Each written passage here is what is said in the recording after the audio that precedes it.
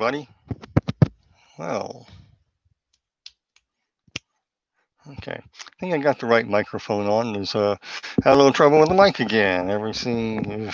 Oh well. Anyway, welcome everybody to Saturday live stream. We are had to get hooked up with Facebook, and so I'm streaming there too. So I just want to welcome everybody, and it's nice to be able to stream to Facebook. I can't do live streams on Facebook anymore because something's wrong with the system, and they sort of not like. I don't think they really like me there too much. I don't know why. I don't do anything wrong. Okay, Christ speaker, hello. We're going to get started today on the book of Daniel. Glad you all joined. I'm using my headset today because my other mic, I need to do some adjusting with the sound. To try to get a clean sound. I might have to get another microphone and run it off my soundboard to get a crisp, clean sound all the way around, and no matter what device you listen to. If I use my boom mic, which is a digital mic, some systems sound like I'm in a tin can. Others, it comes out okay. But if I use this digital mic, it doesn't matter what operating system you have, it works. So anyway, we're going to go ahead and get started with the book of Daniel while people are joining in. I know people will be coming in as we go along. So let me go ahead and look for the scriptures that I wrote out on Daniel chapter 7 so I don't have to pick up a Bible all the time. I had a comment by one of the listeners about, why don't you put the scriptures on screen? I'll just tell you, my processing unit in my computer doesn't have the oomph power to run an OBS or whatever. I'm currently trying to figure out how to get OBS to work on a lower bandwidth so it doesn't spool and sputter and stop and crash. And I have high-speed internet, but the problem is that I need an encoder that won't take all the memory. Most of the modern encoders are made for gaming streaming, which require a lot of CPU power. Mine is basic computer. I don't have that. And it works when I do just a straight live stream. Sometimes the system or whatever may drop, but that's due to my service provider. And also, I hope this doesn't get me in trouble on YouTube, but Sheila Zielinski posted a link. She says yesterday, and she said, expect your iPads, phones, and computers to act glitchy. And well, I noticed that. My wife's noticed that for about a week now. Our phones are acting glitchy. I mean, I could hardly get on the internet yesterday, even offline. Couldn't even do that. It was glitchy. You hit a button, things appear that you don't hit. Things are really weird. Computer systems are starting to act up too. I do not know why this is. I have a suspect they're trying to set up, at least in our area, maybe your area, the 5G network. That could be running through system and interfering with the signals. So I just want to forewarn you all that our your iPads, your Androids, your phones, your iPhones, your computers may act glitchy online when you are doing a live stream or doing anything. We need to expect that for a time being. Not sure all the details of why that is, but it's happening. So I'll let folks know that. Anyway, we're going to go ahead into the book of Daniel. As more people are coming on, I'm just going to jump right in. We're continuing where we left off. If you missed last week's lesson, go ahead, look up on my YouTube channel, and you will hear some more on Daniel chapter 7. I only got to verse 12. And I'm not going to I'm going to review some of it for you, but you'll have to go back to get the full gamut. For those of you who are joining me for the first time, I do explore the book of Daniel in a traditional sense that a lot of other people do because the scholars already did this work for you. But mostly I look at name meanings, number meanings, and how they are used in the text. And by learning how to use the Hebrew actual Bible number system, not the Kabbalah, not the Pythagorean system, and not the Chaldean system, the occult systems, but how God uses numbers have are assigned a pictograph meaning, and that's their root meaning, and then they have a meaning like we have a word in a dictionary, depending if it's a pronoun, adverb, whatever. It changes and refines the meaning further according to the context of the sentence, just like our own language. It's like reading a foreign language. Once you catch on, what you find in the Bible, and I told people this, is God's commentary on the scriptures that line up with the scriptures. Sometimes I can tell in the very first chapter if there's numbers, very first few verses, if there are numbers in there, I can find out exactly the entire context of the entire chapter in the first few verses, if there's numbers listed, or where it's going to be heading in the next chapter. I found this consistent throughout the Bible. So I will say God uses numbers. He's more highly intelligent than the academics and Bible scholars think. And I wouldn't discount numbers. I will discount numbers and stand with a lot of people with their arguments, because people go number happy and go stupid with it. Think they can find secret codes and secret wisdom and how to win the Powerball tickets. And if I look at my birth date, that tells you who I am and all that stuff. That's Chaldean occultic garbage. You stay away from it. You try that with the Bible stuff. The bottom of your world will fall out. I'm telling you, there is a consequence to misuse Bible numbers. I'll talk more on Bible numbers in another lesson. But right now, I'm going through here. We're going to be talking about some numbers in a different light. I want to show you some things. With that, I also go through the meaning of names. So we're going to be looking at some of these things too. Okay? In Daniel chapter 7, verse 13, and I'm going to read 13 and 14 out of New King James, and then I'm going to go ahead and give an overview of what we studied so far. It's just a real brief synopsis, so you get an idea of where Daniel chapter 7 here, verses 15 to the end of the chapter, is talking about the Antichrist, talking about the end times, talking about the interpretation of Daniel's dream. So, let me just state this. The title of this message is God is a God of Prophecy. And you know what? Prophecy has gotten a bad rap these days. Why? Well, there's false claims made by those claiming to be something they're not. You got a lot of people claiming, like in 1988, 88 reasons why Jesus will come back in 1988. They set dates, they set times. It's a power trip. You can tell that people are power tripping when they do this. It's all about them, their thing. It's nothing. So Bible prophecy has got a bad rap. Also, through some of my videos, I talked about the infiltration into the churches and how to dumb down the church through this infiltration to get people off of studying prophecy, because they don't want you to know the God of the Bible, because God proves himself through prophecy, proves his existence. So they come up with all kinds of excuses. So you have those false claims made by people who are not. And there's an article in Charisma magazine that came out, or was it a couple weeks ago? I can't remember. Couldn't find the article to write it down. Now I got to look for it.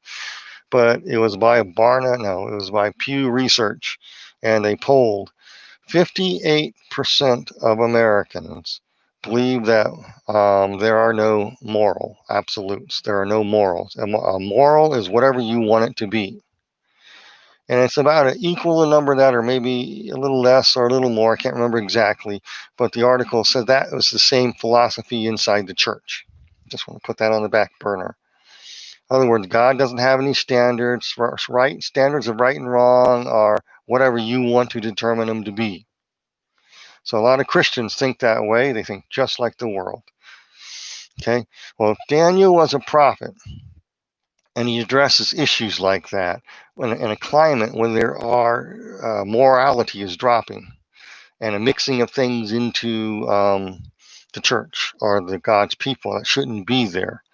And God raises up prophets, and Daniel was such a prophet. Okay, so what is a prophet? How do you tell a true prophet from a false prophet? Because a lot of false prophets give false prophecies, gives prophecy a bad rap. Well, a true prophet of God, I'll tell you what they do from a Bible perspective. I'm not going to give you 1,000 scriptures. You can look this up yourself and just test me on this. You'll have to be a good Berean and check me out. Prophets appear to warn of coming danger due to turning away from God. That's a mark of a true prophet of God. They confront the power brokers controlled by the Ephesians 6 crowd, by the principalities, powers, rulers of darkness, and the host of wickedness in heavenly place that control the world system. They confront. Moses confronted Pharaoh. Elijah confronted Ahab and Jezebel and all the priests and prophetess of Azarah and Baal, or Baal. They confront the power brokers. They lay down a gauntlet. They're not cowards. They're human beings, and they get tired like Elijah did sometime and run in a cave and want to check out for a while because of the stress. And a lot of times prophets feel like they are alone. But that's what they do. They confront the power brokers in a dynamic way. They also can perform it's not okay. Let me go back. Yeah, Moses, Elijah. They also interceded on the behalf of God's people. Prophets, Isaiah, Ezekiel, the minor prophets, all interceded on the behalf of God's people, like standing in the gap. Look, Lord, give them another chance. What will the world say about you if you strike all your believers down now? Aren't you able to perform your own word like Moses stood before the Lord? That's the idea of a prophet. They're heavy duty into intercession and prayer. They speak, a true prophet speaks God's words. They don't speak out of line. They speak out of God's word. They never speak their own words. They never say, I decree, I declare this will happen. They say, thus says the Lord, because the Lord told them to say it. And they are very faithful because they spend a lot of time in intercession and prayer, knowing the Lord and Him knowing them, and they're broken people. That's what a true prophet of God is. They have been crushed and broken by God so that they can bear the message faithfully. They have a humility about them. They would never stand up and thump their chest and say, I decree and I declare that money will rain out of heaven because my words have power. You're a human being. Your words, only power your words or our words have, is to tear another person down, ruin their life, demean them, demoralize them, so forth, etc. So life and death is in the power of the tongue in that sense, that if I raised a kid and told him he was worthless, no good, no account, or abandoned and rejected him all the time and made fun of him all the time, that will put death in a person's life like it has many of us. So Jesus came to heal the broken heart, to take care of that. And so another idea of a prophet is they come to restore and bring healing, God's healing touch back into the land. A true prophet of God endures persecution. They are not very well accepted by the world. A lot of times they are not accepted in the church. They're not browbeater, nitpickers. They're not at all. They're very humble people. If you have somebody on a power trip who claims to be a prophet, who wants to take his 1,000-pound Schofield Bible and smack everybody upside the head, I don't think they are a true prophet. They have no humility, no compassion in them. And they don't probably spend any time interceding for God on the behalf. They're saying these people are sinners, they need mercy. So these people's prayers are probably, let's fry them, make them toast. Another thing that a true prophet of God is instruct of God's ways and word, and they must be 100% accurate. A true prophet of God has to be 100% accurate, or they face the death penalty. Back then in the day in ancient Israel, they were stoned to death. In modern terms, people who claim to be a prophet, suddenly their life ends without remedy.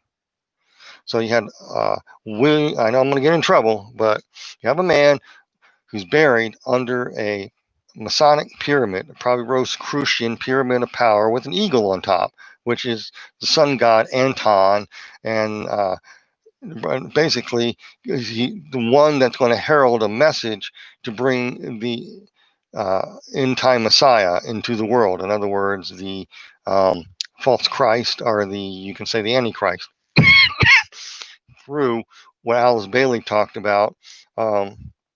Infiltration through the Masonic Lodge. So you have a man buried under this pyramid of power with an eagle on top, and who was a great healer and signs and wonders, miracles. No one can deny that. He taught some good things, but God can make any donkey say something good. However, the man said you can be a Christian and a Mason. Masons are all right. He got his last day's message in the Masonic Lodge, where he held a lot of his meetings were in the Masonic Lodge. Come on. You can't hold a meeting in the Masonic Lodge without being a member of the Masons. So this man's name was William Branham. And in, I think, 1962 or 63, he died in a car wreck. He claimed to be a prophet. God takes him out. History proves it. Alexander Dowie, the same way. I mean, I used to consider these people great generals of the faith, not anymore. When I researched them and found out what they actually believed, what they actually said, and actually checked their things, and I'm not afraid to tell you their names. You may not like it, but the proof's in the pudding, as they say. If you're not 100% accurate, a modern prophet will be taken out by God's hands. So if you want to be a prophet, think you're a prophet, think again. Well, Daniel had a prophetic dream of unbelievable accuracy. And a true prophet of God, dreams and visions have unbelievable accuracy. And concerning the book of Daniel, liberal scholars cannot handle the book of Daniel at all. So they say, these things were added later. Nobody can foretell the future. We are smarter than God. I don't know why they have liberal scholars. They shouldn't even be in the church anyway. But that's part of the infiltration brought on through the occult world to infiltrate the seminaries and disseminate liberal ideas into them to weaken and demoralize God's people, which is happening. We're bearing the fruit of it. But the book of Daniel proves itself true because God proves himself true in Bible prophecy. Undeniable. Everything lines up. All the dots connect. It's undeniable. The symbolism is there. You dig up in archaeology, you can find the documents that substantiate what the book of Daniel is talking about. So the book of Daniel is a legitimate book. It was written way before. It was written in Nebuchadnezzar's day. Okay, and faithfully copied over and over again. People don't like that. Liberal scholars say, well, we can't copy anything. Well, you don't understand ancient Eastern thought and passing on of information and how to be 100% accurate, because those people passed it on, okay? But anyway, let's just continue here. So let's get back to the Daniel chapter 7. Let's review this. And in other words, in order to grasp the book of Revelation, what the book of Revelation is even talking about, you must explore the book of Daniel. And Daniel, let's review real quickly right now. I'm going to go through this review. Daniel was removed by force and taken to Babylon and made a eunuch along with 3 of his friends.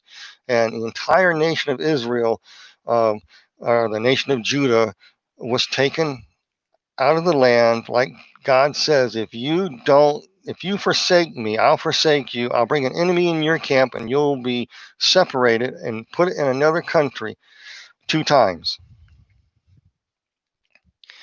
And you'll never be after the second time. You'll come back to your land. So okay, let me go back, and I think it's Deuteronomy chapters 26 through 30 something talks about this.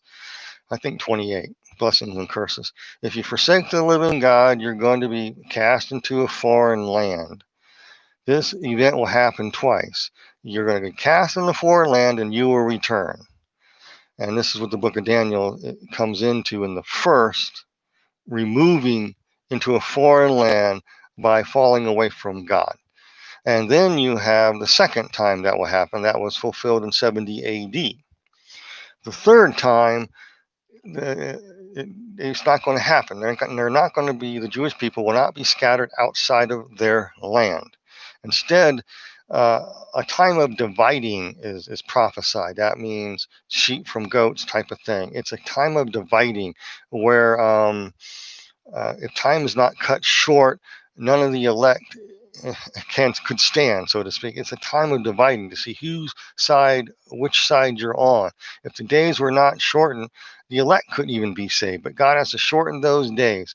God's people in Israel, the Jewish people, the covenant people, will not be removed from the nation of Israel again, but a time of separation. Who will follow God and who won't will happen in Israel, called the time of dividing. Some people don't know that, but that's throw that out there because we'll be talking about this in a minute. So all this was due to the nation of Judah forsaking God. And like I said, I go back to that Pew Research poll was taken. 58% of the country believe moral truth is whatever you want it to be. There's no moral absolutes, and this includes professing Christians. And we are reaping the whirlwind because of it. We have dropped the ball. We turned it over to the government. We mixed paganism into the church. We have prophets who prophesy on a dime. And out of another article I read, it was out of a Charisma magazine, I think it was. And this Charisma magazine wrote what a prophet does. And a prophet does everything that they said a prophet does not match what the Bible says. Basically, what they say, prophets only tell you good news. They never say anything bad, and they always are building you up. So God wants everybody to be prophets so they can build each other up. And, well, there's edification in prophecy because prophets do, you prophesy, you do teach the word of God, and you teach how to stay true to God and all that. That's fine. I don't have a problem with that. But they're saying in this article that you never say anything wrong. You never address any issues. You just be a good old boy and you look at somebody. And I want to just tell you the truth. I was in a church as a new Christian, and then, I left the church that I was at because I went to a dynamic, fast-growing church, and the minister left there to go to another city in Colorado, and a new pastor came in, and from a great dynamic church, full gospel church, it turned into a cult, a Christian cult. And I did not know any better. I got sucked up into that thing, and I came in conflict with them because I was studying Greek and Hebrew at the time, and what I found wasn't lining up with what the pastor was teaching. It was the middle of the shepherding, or the last days of the shepherding discipleship movement, a hellish movement you should stay away from. Run from anything about shepherding discipleship. Where you need a covering, a man covering, and if you rock the boat, then they get their prayer intercessors or their counselors to counsel you. You have to jump through the hoops in order to get back on track. And if you disobey the pastor, and the only way you can disobey the pastor is by letting the group down. He uses group control over you. It's a warped way of thinking. I went through the school of hard knocks, and so and part of this thing is that we were taught in this group how to prophesy, and I rebelled against this stuff and got in the Inquisition board and had to go jump through the hoops, like I just said. But this is how we learn how to prophecy. Can I tell you a little secret how some of these people do it? I look at you. I look at the clothes you're wearing. Do you have a Rolex? What type of jewelry? Do you have designer clothes or J.C. Penney clothes? What do you have? Everybody has suffered trauma or drama. Okay, everybody wants a new day. So you look around the room. You look at them, you look around the room, and any item that catches your eye, like a picture of Jesus holding out his hand in the back of the room, you go, "Oh, the Lord, I see the Lord out reaching for you, son and daughter. You've traveled a hard road." You look at their shoes are well worn and scuffed up. You travel a hard road, and you've been through a lot.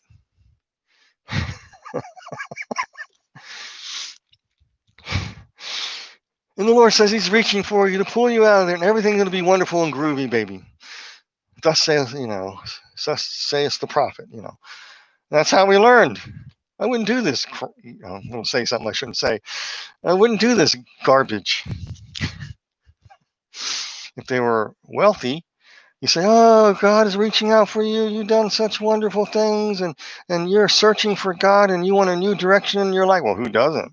And so the person goes away, and he's wealthy. Wow. And then you're taught in this particular group to cater to those who are the biggest financial donors in your church, to keep them giving. It was a warped way of being. It was a wake-up call, and that is why want to speak out against this stuff and warn people of it, because what I went through myself. I don't want anyone else going through it. And then I see it's raised its ugly head again. I thought it died out, and I was sure fooled, and it's back on track. The shepherding discipleship stuff is back on track under a new guise. They're prophesying the same way. If you were not ever involved in it and ever trained in it, you would never know how to recognize it. You think, oh, wow. I remember a person coming up to prophesy for somebody, a friend of mine, and and the coat rack is in the back and their coat hangers. So this person goes, I see you as a coat hanger. Everybody loves to hang their coat on you. So my friend was trying to be polite. Oh yeah, yeah, whatever. Got back down and had to sit there and try not to laugh. Didn't want to hurt the person's feelings, but how off base can you be? So that's not prophecy. But anyway, that's what kind of stuff that happened in ancient Judah. People brought in the occult into the temple worship. They brought it in their synagogues, and they mixed the pagan worship and service into the temple. In fact, the church of Pergamum, that's mentioned in the Bible, in the I think it's the city of Pergamum, they uncovered a synagogue, and in the synagogue, a Jewish synagogue, not supposed to have any of the stuff in it. They found all kinds of icons in there, but they had the one most telling one was an altar for Caesar or Zeus or whatever, whoever wanted to be whatever. And so it was basically Caesar. And so I thought that was peculiar. Again, the example of archaeology proves that the Jewish people were bringing the world in there to be accepted by the world. We're going to bring the world into the church, and they brought in the Caesar worship. And the reason for Caesar worship was Caesar was, or all the gods wanted him to be Caesar, and so you had to worship him as a god. So everything's under subservient of the state. That's the Roman way. Okay. And so everything's mixed together as long as you worship the state. You can worship however and be tolerant however you want to please. But if you have a religion that says Jesus Christ is the only way, the truth, and the life, there's no king but the Lord Jesus Christ, then you are an enemy of the state and must be expunged and killed, because you're not mixing in paganism with the world.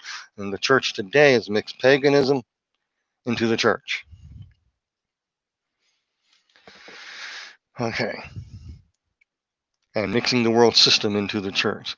And so what happens is like what happened in Daniel's day when you forsake God. Daniel woke up, and then the people of God woke up. Even though Daniel was faithful and his friends were faithful in serving God, you can call them a remnant. They woke up in a foreign land.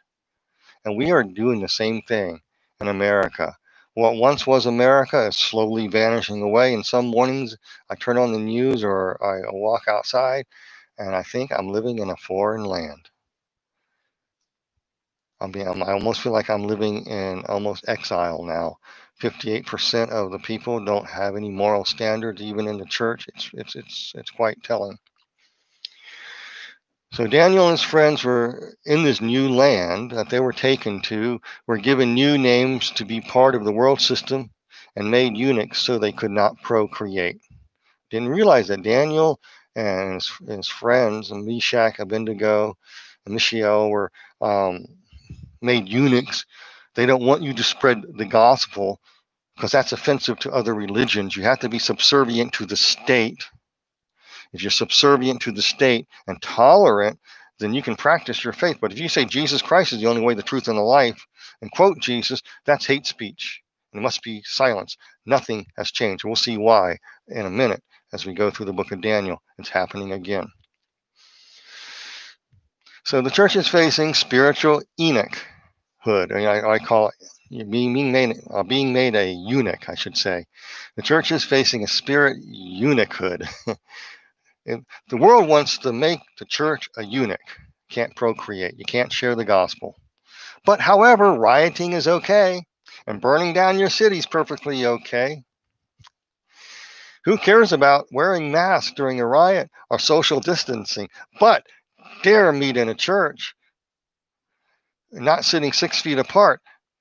Let's close you down. In some states are opening up now. They're seeing the light. But I'm just telling you. Sometimes you feel like you're in a foreign country. King Nebuchadnezzar had a dream in Daniel chapter 2, a fearsome statue made of 5 substances: gold, silver, bronze, iron, and clay.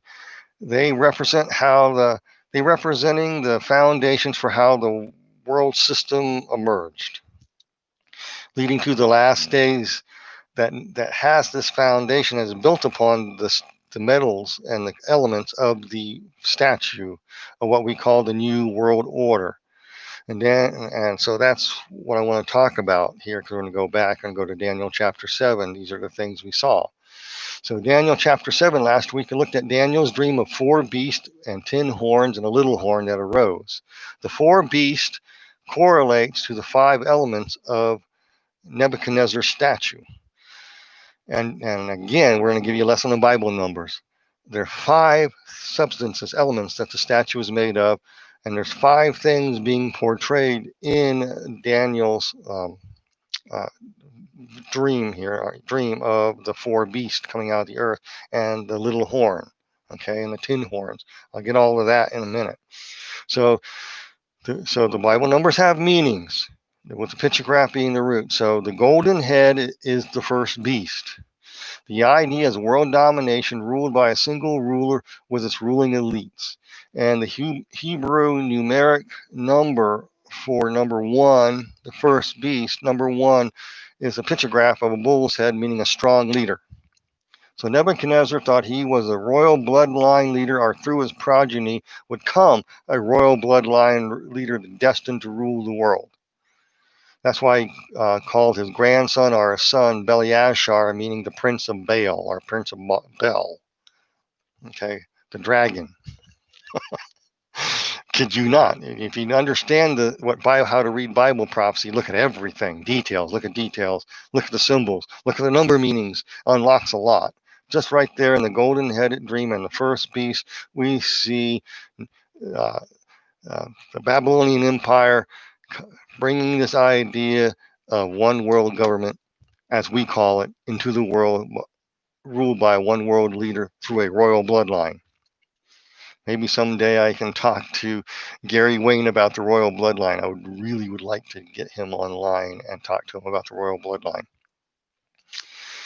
The silver is the second beast of the statue, is the second beast. This represents the Medes and Persians who built off the golden-headed dream of one world rule by building a silver redemptive way. In other words, it's a new empathy, it's a new tolerance as the means to dominate and control people, to bring them into the house of one world government. That's the idea. In other words, you talk about tolerance and redemption and for the greater good of humanity, bring all people together as long as you serve the state, the golden-headed dream. Everything's okay.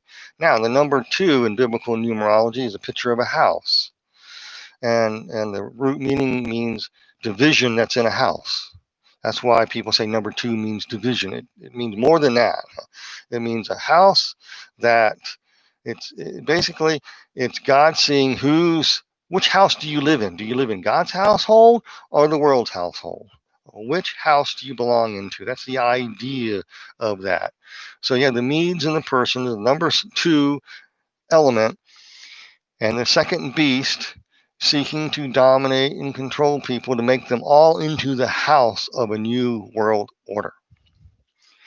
Bronze is the third element. The bronze is the third element and the third beast, and it represents Greece under Alexander the Great, who moved like a leopard to swiftly conquer the world and be that one world ruler that seeks swiftly to move all people into a form of a one world universal thought, one world universal language, and basically Hellenize the world. That was his idea. Everybody will, it lays the foundation of laying the wisdom for this, as well as laying the foundation of law and order, so that through Hellenizing, making everybody think the same, look the same, smell the same, basically, I'm just paraphrasing for time's sake, you will be brought into the house for the one world ruler. And number 3 in the Hebrew language is the picture of a leg. It means to travel, to move. It's a mode of transportation to bring into unity. Everyone likes to simplify it and say it just means unity. But number 3 actually means moving towards unity, wholeness, and soundness. So Greece, so the third beast and the bronze representing Greece of Alexander the Great moves swiftly. See how it correlates to the number 3 movement into a universal thought for idea of Greek perfection. The idea of Greek perfection is also brought out in Plato's Republic. You have a benevolent tyrant king, a ruling elite, the silver, to rule the masses with the bronze, of everybody being one. And if you're not, they'll execute justice on you. Fourth kingdom was the iron kingdom, the legs of iron and clay, iron, and okay, I'll just say that. It represents Rome. That's the fourth beast is a conglomeration of that, with its brutality and loyalty to the state. Like I said earlier, Caesar was favored by the gods and thus could be worshipped as one, and this is state worship, the worship of the state. If you really want to understand kind of the concept of what Rome was, why it was so terrible, you could rightly say it's a form of mix of fascism and communism, where it's where a lot of deal making was, and there's another political ideology in there too. It's the idea of Greece. I forgot the idea of a republic ruled by a tyrant king. Okay, I mean the whole idea was the iron will crush you if you don't worship the state. That's the idea, just in a nutshell. It was a very brutal kingdom. Under Rome, slavery really spread. Slavery was, from what I can understand, was founded in the land of Shinar in Nimrod's day, where he conquered neighboring city-states, enslaved the people to build the temples and build the cities and the walls, so forth, etc. And so that's where slavery came from. So anyway, so it was very brutal. Number 4 in the biblical numbers means an entryway or pathway or a mode of life. It also means the creative works of God, man, or the devil, creative works as an entryway in there. And so you have the fourth beast of Daniel coming forth, and it's telling me this is a new entryway. Something new is happening here. And it's talking, all of a sudden you talk about 10 horns and another little horn arising up, speaking blasphemy, a new entryway for something else coming down the pike. Going back to the statues of Daniel, where all these will be brought together. And then you have the clay, the iron feet and mixed with clay in the statue. The clay is nations made up of races and people. Clay is the 5th element. So number 5, everyone says, oh, that's just that's a number for grace. Sorry, it's a pictograph of a guy standing there like this saying, behold, I'm foretelling you something. Warning, don't go past go. You don't collect $200. Stop. Listen. I'm going to bring you a revelation of grace or mercy or judgment or justice. Okay? That's what the basic root meaning means. Behold, pay attention, a revelation of grace or judgment, mercy or justice. That's what the word means when you see the number 5. And so number 5 is a revelation, since clay means nations made up of all races of people. This message is for all mankind for a future date, according to the context. Numbers do have importance in the Bible if you know how to read them. And things are not put there as an accident. So let's continue Daniel chapter 7, verse 15. As for me, Daniel, my spirit within me was anxious, and the visions of my head alarmed me. Daniel 7:16. I approached one of those who stood there and asked the truth concerning all this. So he told me and made known to me the interpretation of the things. These four great beasts are four kings who shall arise out of the earth. But the saints of the Most High shall receive the kingdom, possess the kingdom forever and ever and ever and ever. Okay, I'll stop right there and break this down. So he approached one of those who stood there and asked him the truth concerning this. So he told and made known to me the interpretation of all things. So basically, Daniel was standing and nearby was an angel and asked him. And so the angel was standing there for a reason to tell Daniel what was coming down the pike here. And he said, the four great beasts are four kings who shall arise out of the earth. It goes back to Daniel's statue, like I just said, lays the foundation for the thought of the new world order. We have a tendency in Bible prophecy and to think that we have a headless statue and only we have our iron feet right now and nothing else. You have a head, all of them are connected, all of them have not ceased to be. They're all about laying a foundation so the bloodline, so-called one world ruler, can emerge and just come on the scene, and everything, the foundation is laid, and a willing populace to willingly accept them. A plan's laid out for this to happen and implemented in full by people who hold to this view and who know what they're doing. The golden-headed dream is very much alive. It gives its nourishment to the silver ideology of bringing everybody into one group, one house, one redemption. And we're doing this for your peace and your safety. And we want you to become bronze, have a one universal mindset. The world will be one of you, all look alike, smell alike, and think alike. No reasoning allowed. You have to, for any reason, we're going to use a law to crush you. You have to be good citizens and global citizens of the world. Because we have laws and decrees that will enforce this justice upon you for your own good. This leads to the iron, where you have to be ruled by the state. The state is the enforcer. You have to have a foundation of iron in order for it to walk. All of them are connected. All of them are in process today. The four beasts are in process today. I said this last week. The four beasts of Revelation are seen in Revelation chapter 13 as one composite beast mixed together with all the body parts. In the occult world, it's all about mixing and bringing synthesis. In other words, making a synthetic world. Alice Bailey wrote that she wanted to make synthetic rapport, synthetic love, synthetic justice, because the world and God's world that God created basically has been corrupted. So we got to make it synthesized. We have to make it synthetic. So you have synthetic. Synthetic means fake. I'm just going to tell you. A new substance better than the original. That's the idea. And so that comes out of the Iron Kingdom. So, okay. And the horns on the beast and the head and all that on the book of Revelation beast. The book of Revelation talks about when the beast is all together. Here, Daniel laying the foundation of the same beast, the foundations of how this will come about. In the end times that John the Revelator saw in the book of Revelation, the beast is all together. It's all mixed together. It's synthesized.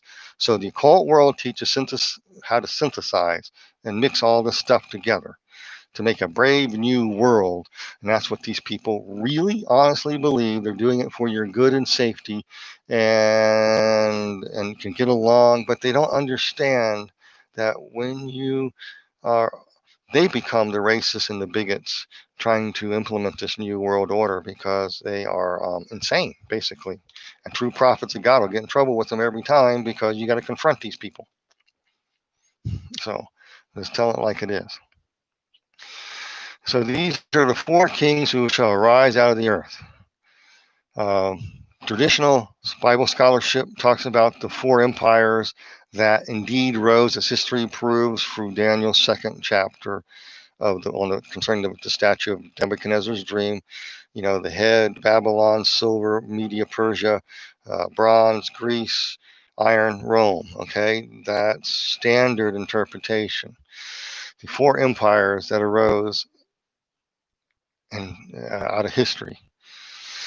who shall arise out of the earth. So don't really have much to add to there on that. Some people I've heard also said this could be an allusion to the four fallen angels trapped underneath the Euphrates. It very well may be that's spoken about in the book of Revelation in the last chapters there. Revelation talk about these four fallen angels, the last four to be released out of the abyss for the end, who I think I know who they are. In the Mesopotamian lore would be um, Ninharsag, Enlil, uh, Enki, and Shamash, or Shamash, or Utu, the sun deity. And that actually matches the storyline too. And so those four will be let out for a little chaos making.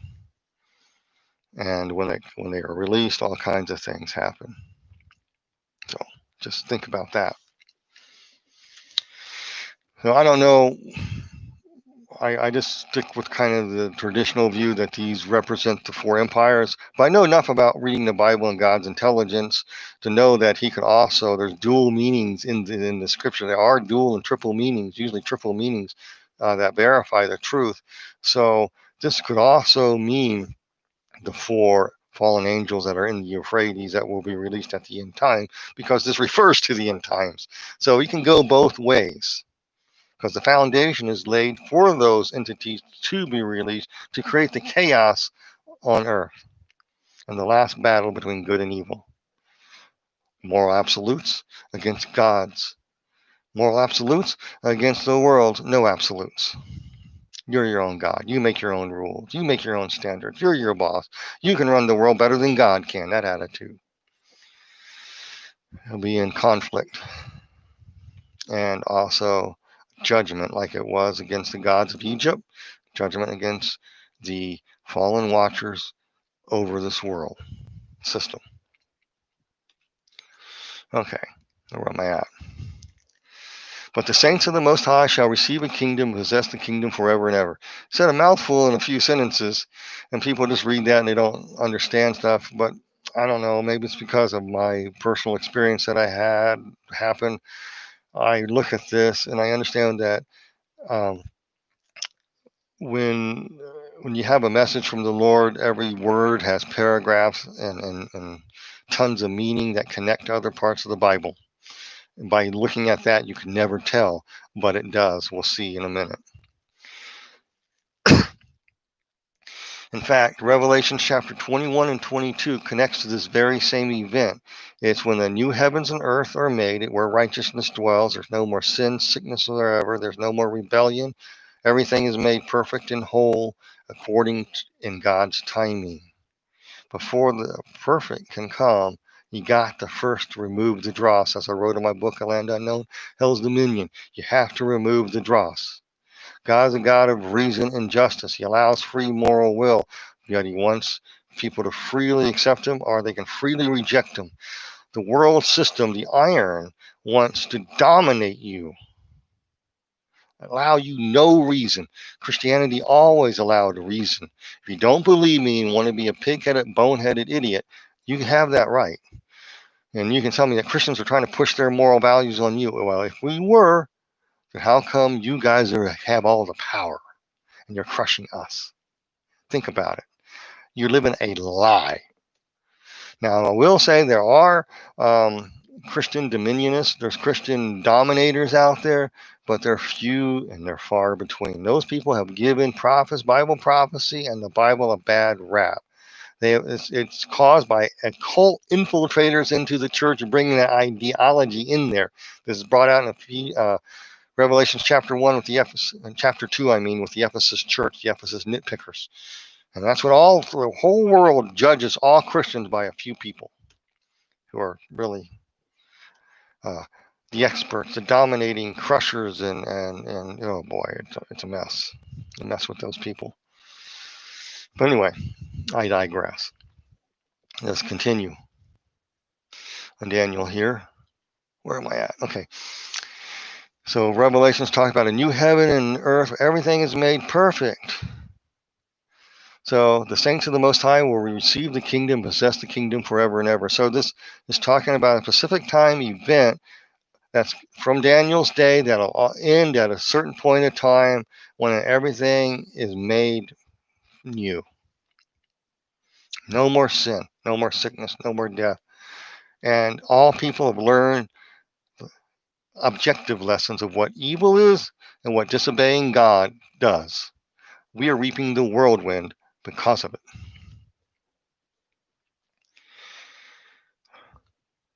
Daniel chapter 7, verse 19. And then I desired to know the truth about the fourth beast, which was different than all the rest, exceedingly terrifying, with its teeth of iron, claws of bronze, which devoured and broke in pieces and stamped what was left with its feet. And about the 10 horns on its head, the other horn that came up before it, the 3 of them fell.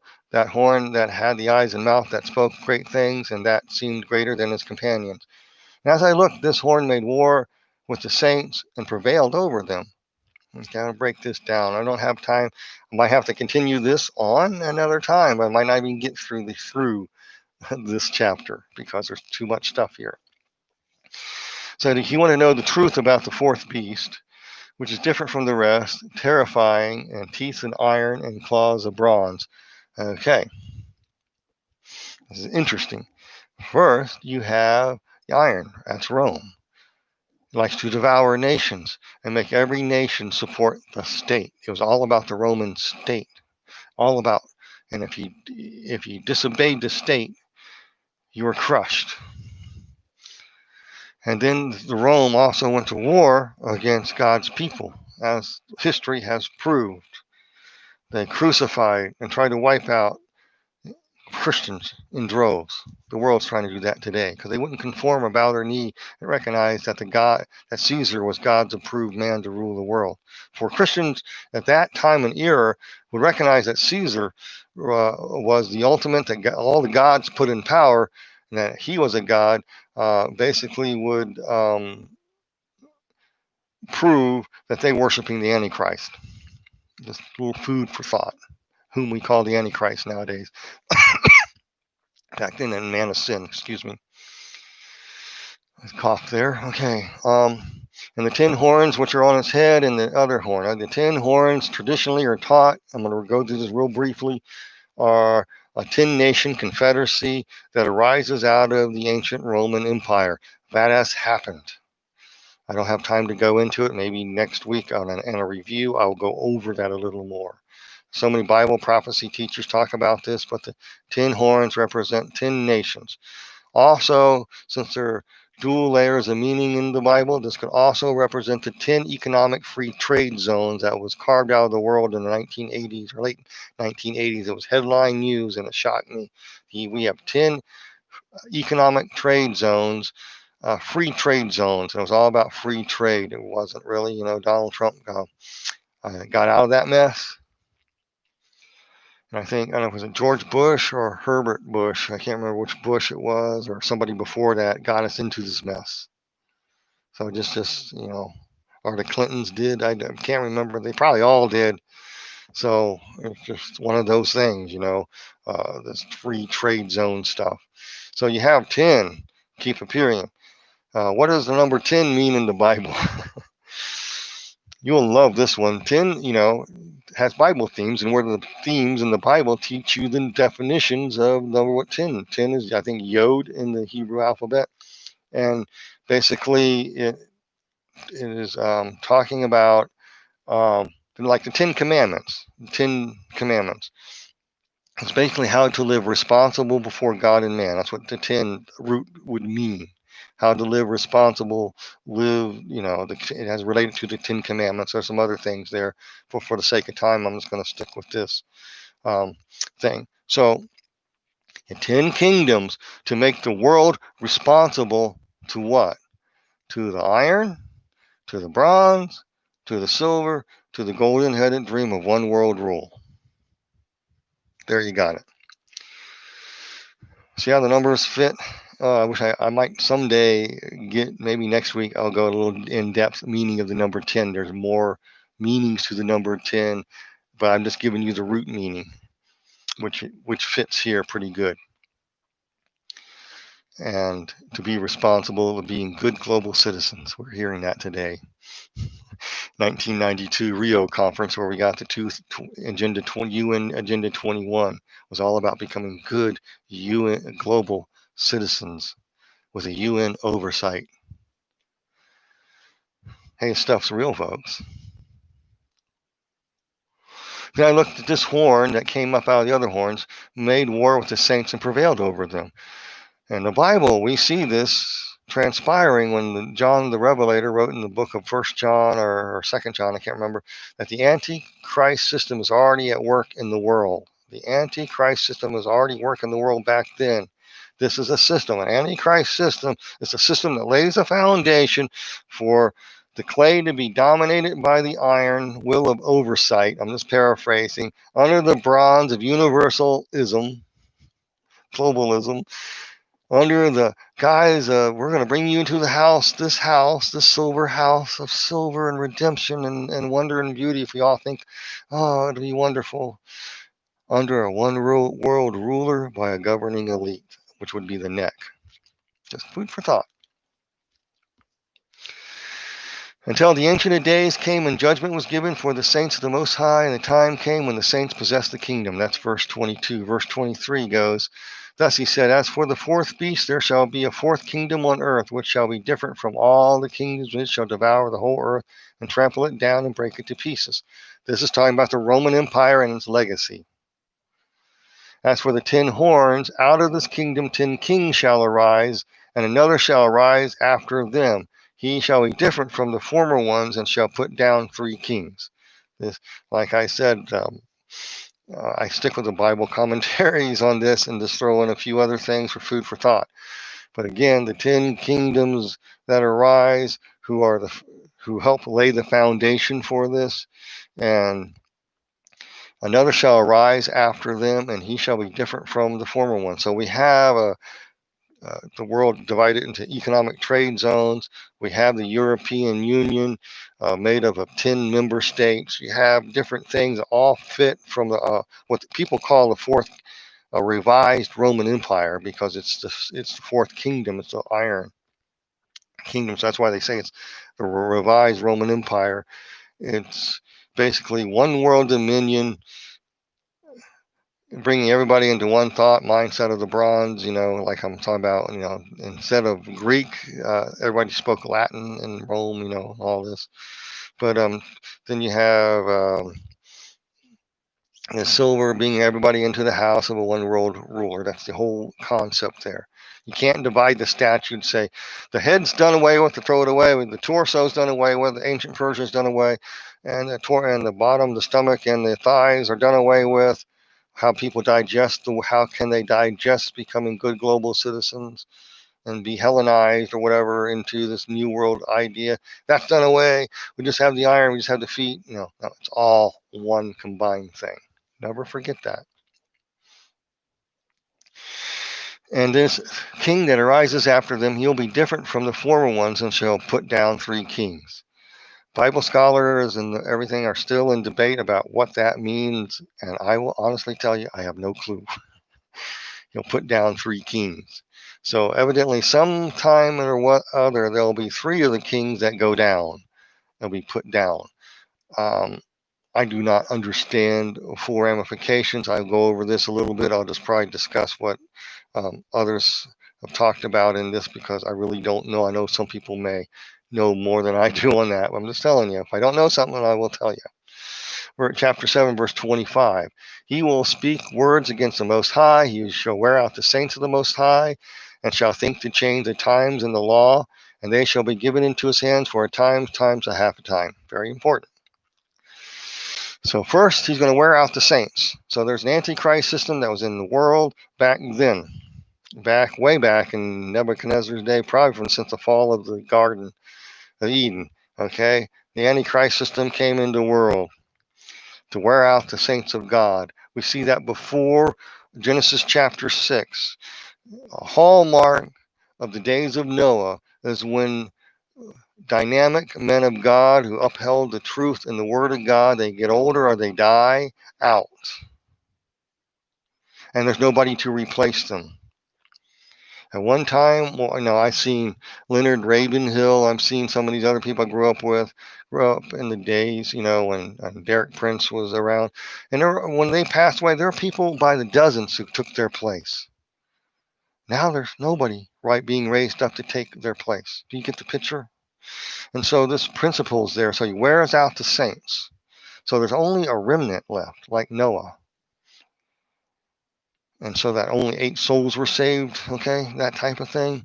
There's going to come time in the days of Noah where it's just going to be a remnant. There's a war is coming, going to wear out the saints of the Most High. How does he wear them out? By demoralizing you. I'll talk more about that next time, about this demoralization. So they wear you out by demoralizing you. The Bible isn't true. You can't trust it, the liberal scholars say. All this, there's a bunch of hypocrites in church. There's wear you out, wear you out, wear you out, wear you out, wear you out, wear you out. Trials and tribulations. If you don't conform, you won't be able to be accepted. They will do anything to wear you out. If you don't comply with their will and identify yourself with a gold star, they will wear you out. They just want to wear you out. History has proven this over and over and over again. How the Antichrist system in Nazi Germany wore out true Christians as well as the Jewish people by making them wear a gold star to identify them, and a different patch for sincere Christians and symbols and stuff. Took you off to the gas chamber and got rid of you. They want to wear out the saints. In other words, they want to make war against the saints. They do so by how the Antichrist system works now, as well as the Antichrist will do so in the future. He will change the times and the law. In other words, he's going to redefine what morality is. The Antichrist system defines morality as anything goes. You're your own moral standard of right and wrong. Live free, be happy. There's no moral absolutes. Your truth is your truth, and my truth is my truth. My truth supersedes your truth, and I'll kill you if you disagree with me, you evil Christian. So that's the new morality here. Now, I want to challenge anybody who thinks that your truth is my truth, and if it's not my truth and all that, your truth is your truth, my truth is my truth, and there's no moral standards, there's no moral absolutes. I will tell you there are absolutes, and I can prove it to you. I can tell you that moral truth does exist really good. I'll give you 2 examples. I'll challenge you. Climb in an airplane, get to the middle of the Pacific Ocean, fly at 15,000 feet, jump butt naked out in the middle of the Pacific Ocean. I'll guarantee you when you hit the water, you'll be absolutely dead. There's absolute truth when you think stupid. Stupid does what stupid says. Okay? Another moral absolute truth there is, an absolute approved morality is absolute, is that you're going to die one day. Don't fool yourself. You're going to die. Just think about that. Let that sink in. We're all flying over the Pacific Ocean, and some people are determined to jump out without butt naked, no hope in the world, thinking that somehow by osmosis everything will work out, or they'll go into oblivion and nothingness. Sorry, that's further from the truth. There are absolute truths and standards. How you lived your life, how you demean other people and stuff like that determine something about your fate in the afterlife. Just think about it. Well, I don't like to think the afterlife, and I don't think of heaven, I don't think of hell and all that stuff, or I don't think these things are real, they're just there to control people and all that stuff. Well, what are you doing? See, absolutes do exist. You're trying to control everybody, and you're mirroring your crime on me. Shut up, you moron. I mean, I tried to talk with these people, and you can't reason with them. But God, only one that can is the Lord. So I turn them over to the Lord and let the Lord reason with the morons. And more often than not, they get smart and come to Jesus, and they're no longer morons. Thinking that they have it all down. They wake up and realize that anything goes lifestyle produces high suicide rates. It produces death. Supporting gender flipping lifestyle is not really good for the person that's practicing it. They need their hearts healed from the trauma and the abuse they suffered, because it's been proven I worked with sex offenders. Sex offenders make that type of community a reality. We can't talk about it. When I was in the field and I worked in the court systems with the sex offenders, and the damage they did to the victims was incredible. And a lot of victims got the Stockholm syndrome, sympathized with their victims, and became gender fluid. You would too if you were traumatized as a little kid with urine and feces smeared all over you and sexually assaulted time and again, or cuddled and then threatened to the point of death if you told anybody. Or maybe you don't remember the abuse as an infant, but you have the police reports that show you that there was an infant. Now the picture of this sex offender who thinks he's a woman, but he wears a beard and molests children, and came from that environment, the court document that he was messed with as an infant. So I'm just telling you, it's proven fact. Not everybody who's molested becomes that way. It's a certain type of molestation that causes it. If you're in the field, you know what I'm talking about. If you're not, you don't know what I'm talking about. It was a certain violent type of assault that snaps the mind to accept that. There's also another form. It's severe traumatic control abuse from like a Jezebel spirit parent can do it too, snap you. Or it can snap you as well as being abandoned and neglected from your family. Though you might have a great family, they were distant.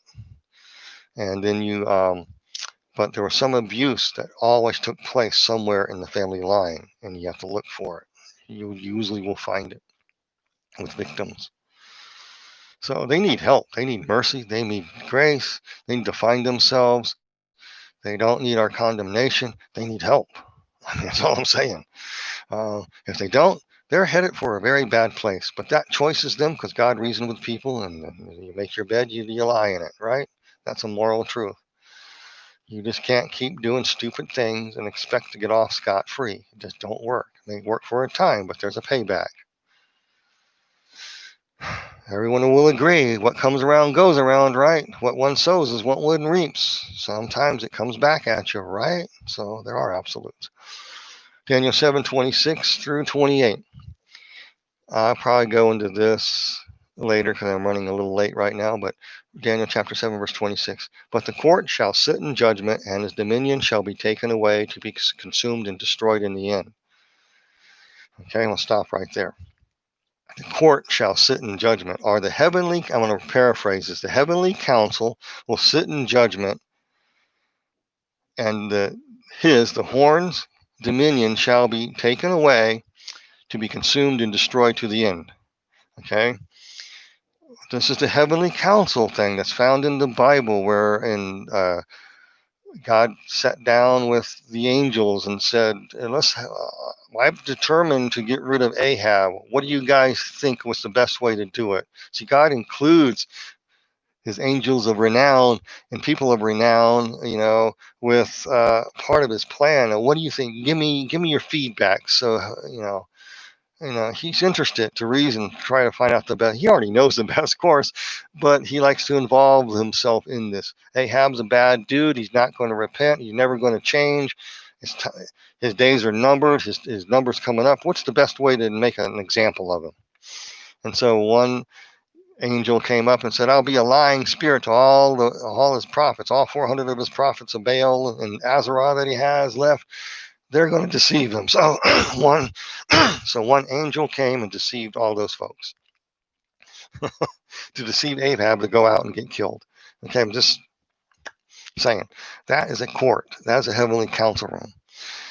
It is not a judge, jury, and executioner type thing. It is a heavenly council where you discuss God. True prophets of God and true intercessors of God and people who spend time with the Lord know about the heavenly council. I call it the heavenly council room. Speaks about it in Psalms 82. It talks about it in Psalms 81, I think, in those two Psalms. And it talks about the heavenly council. And it's where you intercede on behalf of another person or a group of people, and you listen to God and you get his take on it, his words, what to say, how to do it, what he wants done, and you become part of that. That's all that is. And here it talks about the court, the heavenly council will sit in judgment, and he's going to dispatch the angels to go to war here and to take away the dominion of the Antichrist. He'll be destroyed in the lake of fire, as Revelations, the last chapter 20, talks about. The Antichrist and the devil and all of them will be cast in the lake of fire in a future date and time. And the kingdom, in verse 27 and 28, and the kingdom, dominion, and the greatness of the kingdoms under the whole heaven shall be given to the people of the saints of the Most High. Their kingdom shall be an everlasting kingdom, and all dominions shall serve and obey him. It's talking about Jesus setting up the millennial reign on earth, finalized in the last chapters of Revelation when the New Jerusalem and heaven join together. And there's no more sickness, no more death, no more tears, no more sin. Evil has been taken away with, cast in the lake of fire. So you can see a true land unknown that's best forgotten but never left to be unseen as an example of what sin and rebellion does. Not a place to go, oh, those poor people. No, you die and you get everything explained to you. You understand they made their bed, and you understand why, with understanding that it's so complete that you won't even worry about people. You didn't make it. I might sound cruel. I'm just trying to ease your mind a little bit. You have a fuller understanding of human sin nature after you die. When you're a Christian, it'll be explained to you. Your own probably will be shown to you in a way. And what God's mercy and grace does that changed you from that sin nature into his marvelous light, what that does, and you make a reasonable comparison and you stay tight with Jesus. You're not going to worry about those who don't make it. Trust me, you won't. Because everything is explained. And then Daniel chapter 7, verse 28, here's the end of the matter. As for me, Daniel, my thoughts greatly alarmed me. My color changed, but I kept the matter in my heart. Here's the end of the matter. As for me, Daniel, my thoughts greatly alarmed me, and my color changed, and I kept the matter in my heart. I kind of relate to this verse last Thursday night. This was very last Thursday night. All the stuff that's going on. Here I am. I started doing some videos, and I was going to do it, and the COVID virus started. And I was already studying Alice Bailey before that. I put those videos on my YouTube channel. Someone, Josh Peck, they're from his and stuff like that. They're from that show, and I have permission to put those on there, YouTube screeners. And you took Josh's channel off the air in my videos as well, but they're mine. I own the copyright. I own the electronic rights to them. So they're mine. So I posted those for you there uninterrupted.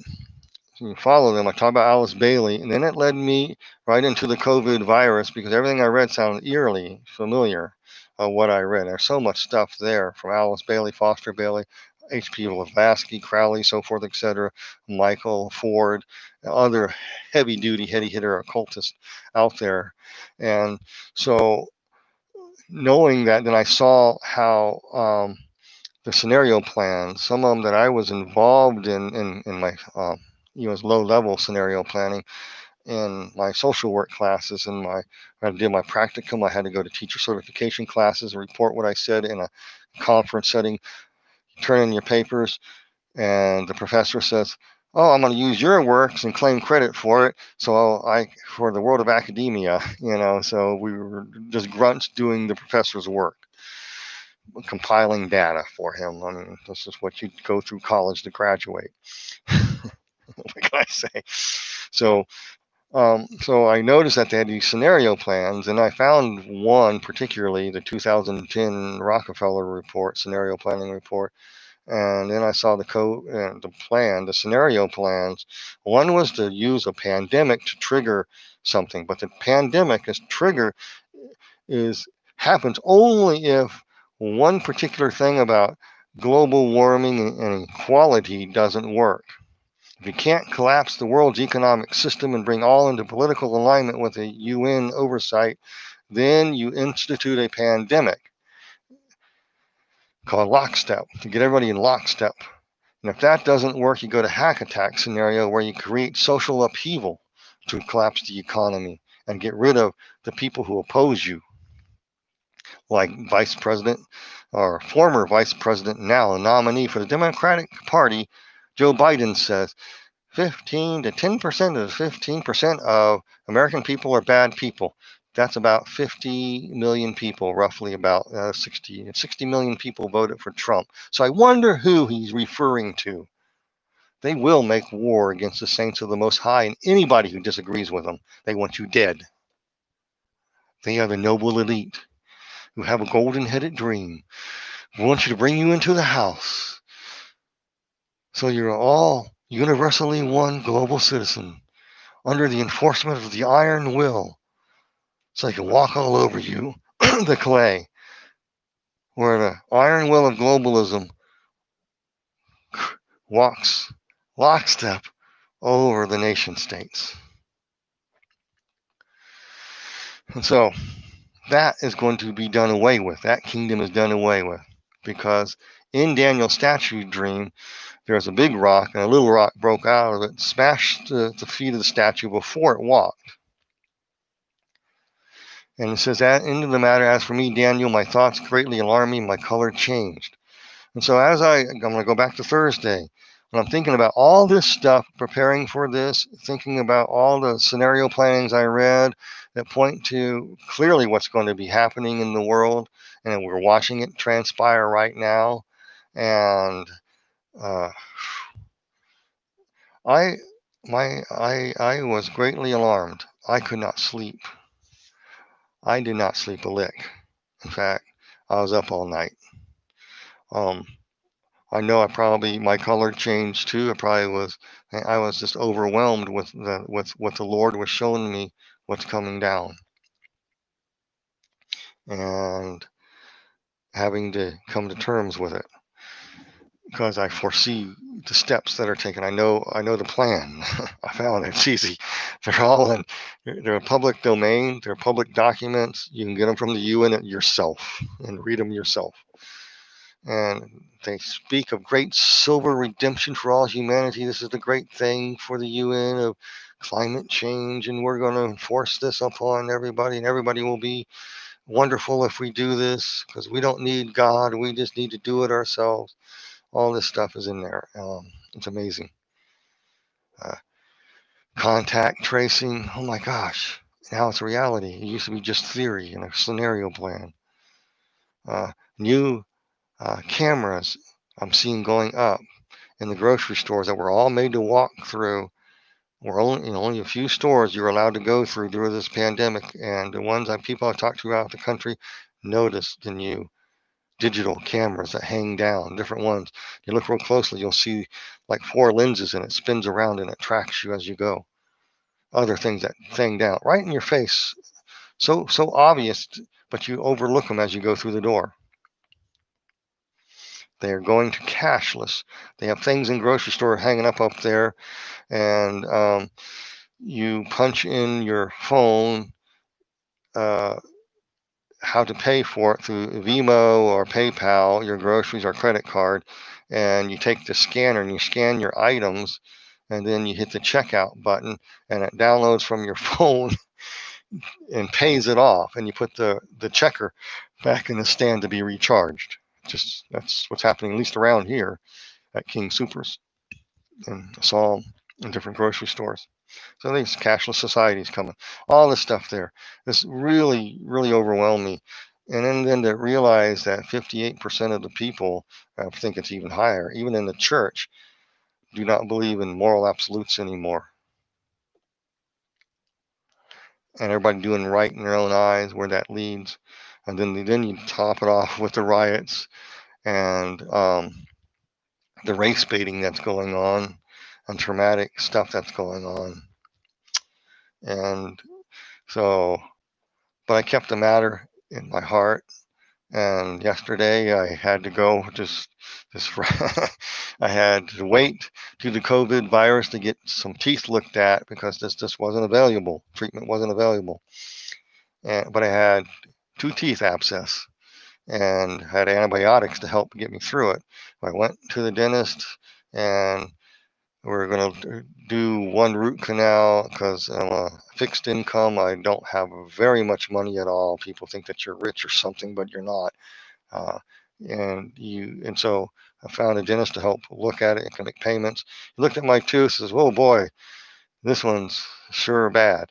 He got in there, boy was it. So I had it was 2 roots and 3 canals, and it, it was partially calcified, which brought forth a bacterial infection that went into my gum. So when we got down into the bone, pus and gas was released out of it. He told me.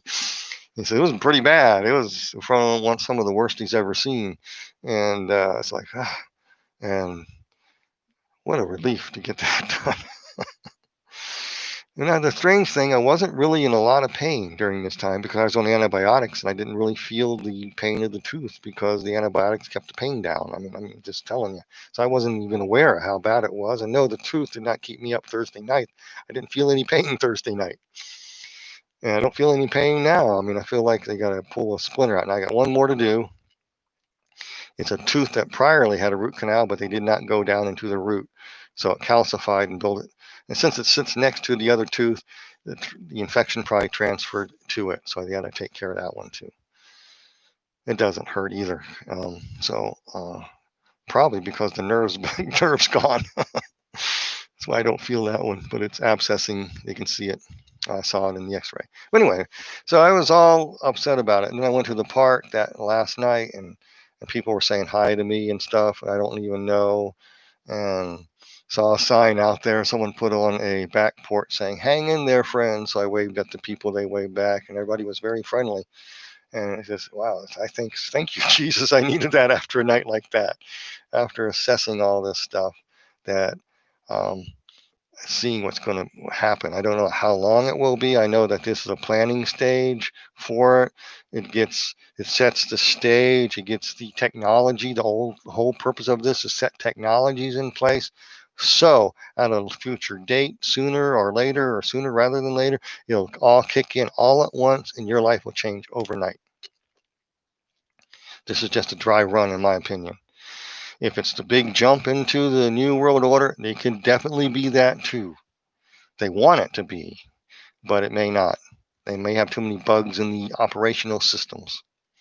They got to get the 5G networks running. They have to get the cameras in place to track you. Have to get ready for the system for cashless society. It's not all there yet. And this is worldwide, not just the United States. Wow. Okay, let's see what we got here.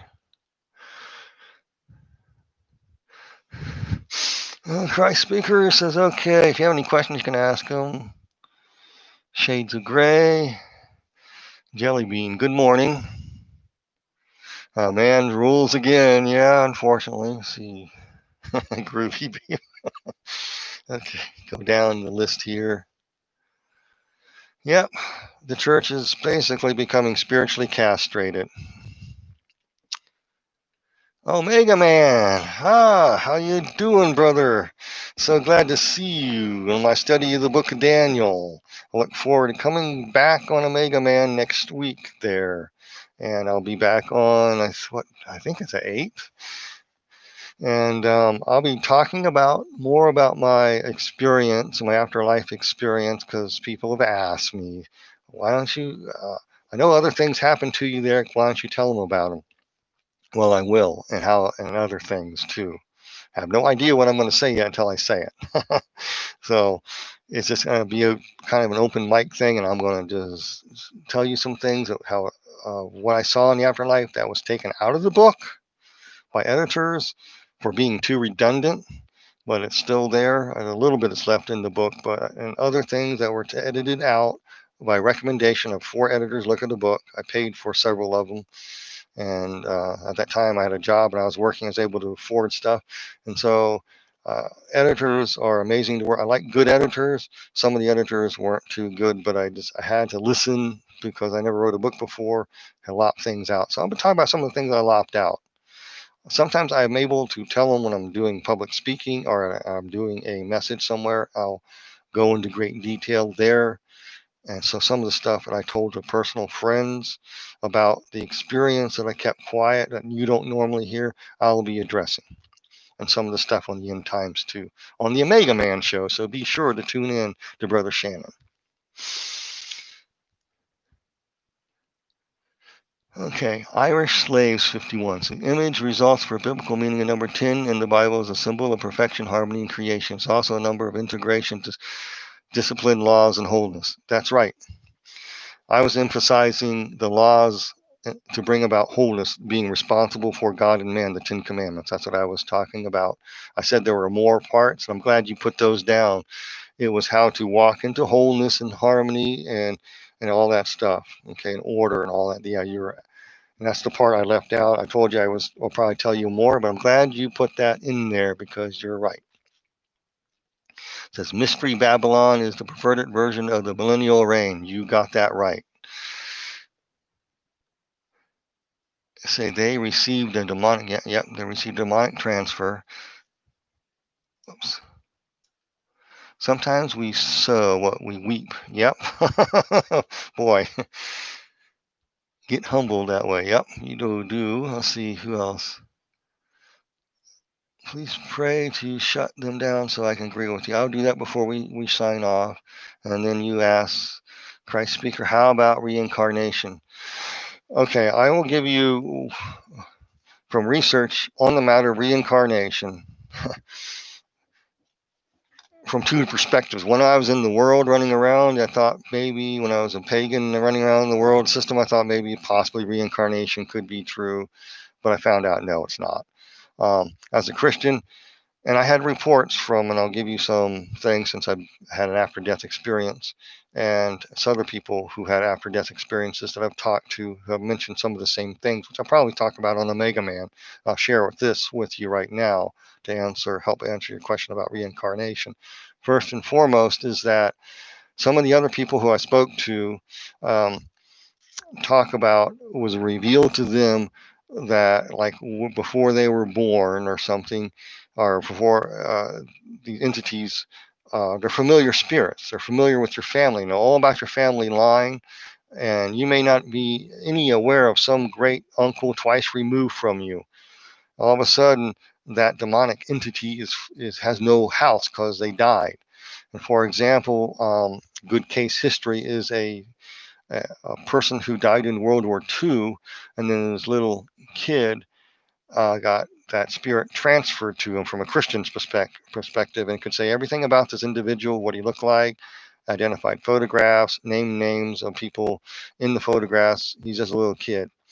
And everybody go, oh, that proves reincarnation. No, it proves that familiar spirits seek a dwelling place. That goes back to the Bible with Legion, and that possession thing. They want to enter in.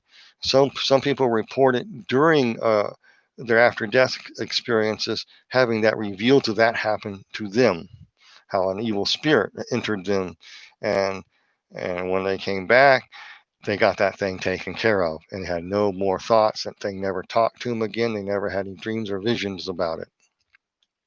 You can visit historical places and have a transfer happen there. I know it's controversial, but you go to, since I lived on the East Coast, I grew up in Virginia, Northern Virginia, a lot of Civil War battlefields around. I loved going to the battlefields and or kicking around to where the old Army camps were and metal detect. And so we went to, my favorite place to go was Antietam Battlefield, Sharpsburg, Maryland. And so I walk around there, and there's a place called Bloody Lane there. A lot of people died there. And as a little kid, when I first went there, and all of a sudden there was like, I started seeing images of it, what was happening there.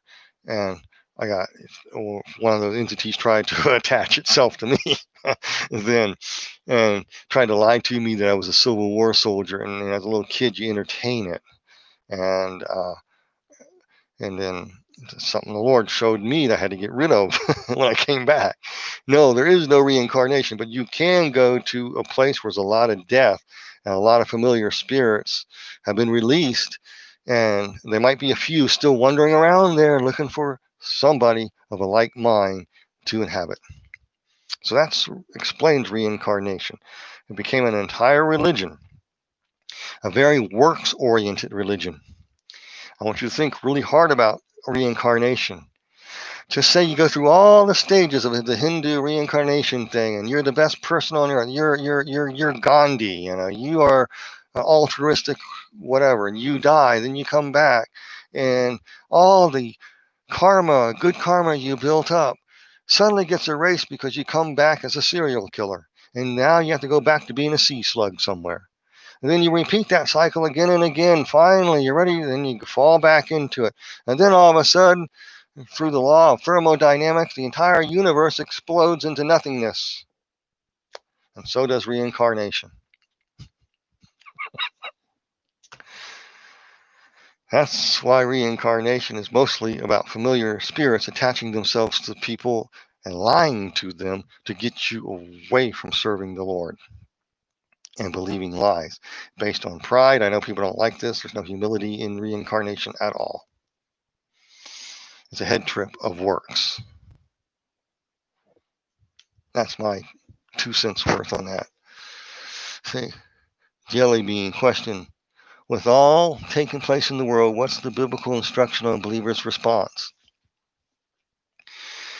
That's an excellent question. I kind of addressed that on a video that I did for on Josh Peck there, and some of the live stream got scrambled because, like I said, our technologically equipment is being messed with these days. Our iPhones, computers, your Androids, your iPads. But anyway, I went through it. You can watch that whole thing. Near the middle of it kind of gets blurry, but I'm sorry about that. Couldn't do anything about it. And anyway, what is a Christian's biblical response to all this stuff? I said it before, forgiveness. Jesus said it. Forgive those who trespass against you. If you don't forgive your trespasses, neither will your trespassers, neither will your heavenly Father forgive you. In other words, release you from the bondage you are in to it. Like I said in that video, I was in elementary school. 6th grade came along and 6th grade ended. And so you become in middle school, 7th and 8th grade at that time period. And everybody was going to go to Westmoreland High School. And I thought I would go there. But since I lived on the wrong side of the street, so to speak, and everybody who lived on that side of the street were all suddenly bused by quota, through busing, by quota to go to Falls Church High School instead of Westmoreland. So I went to a predominantly school of people of a particular skin color. They did not like my skin color.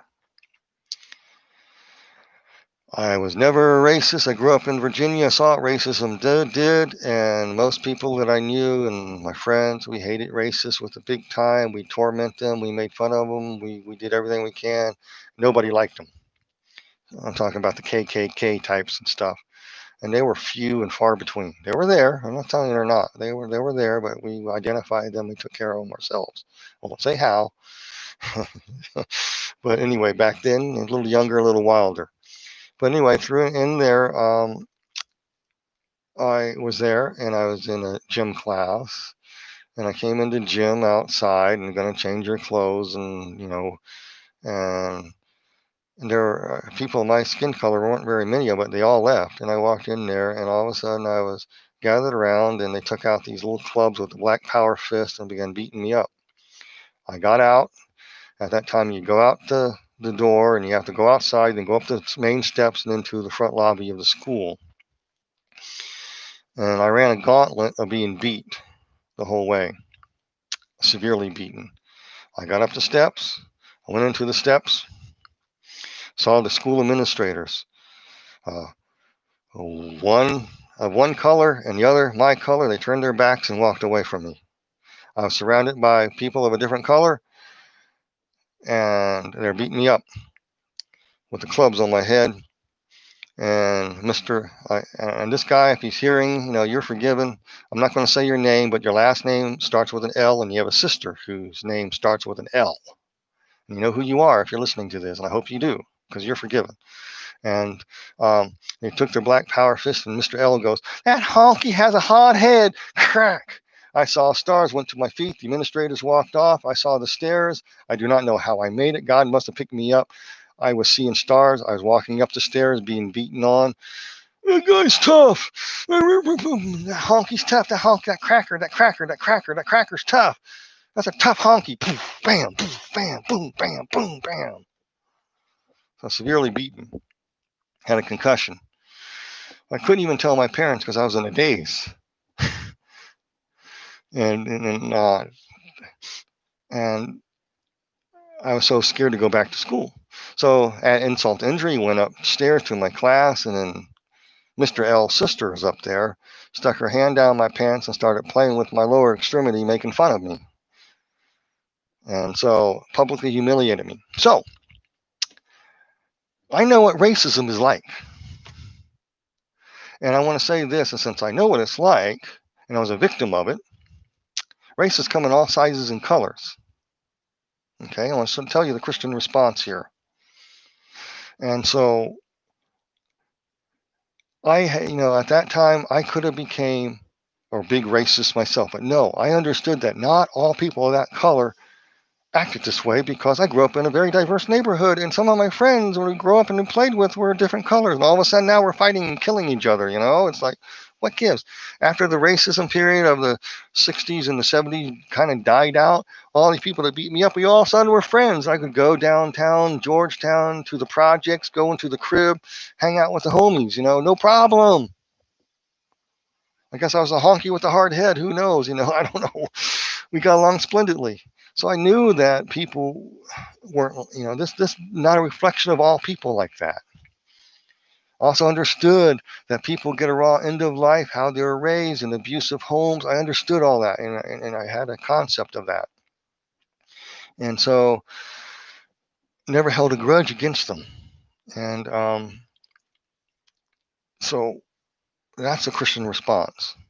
You have to really forgive and release them of the debt you think they owe you.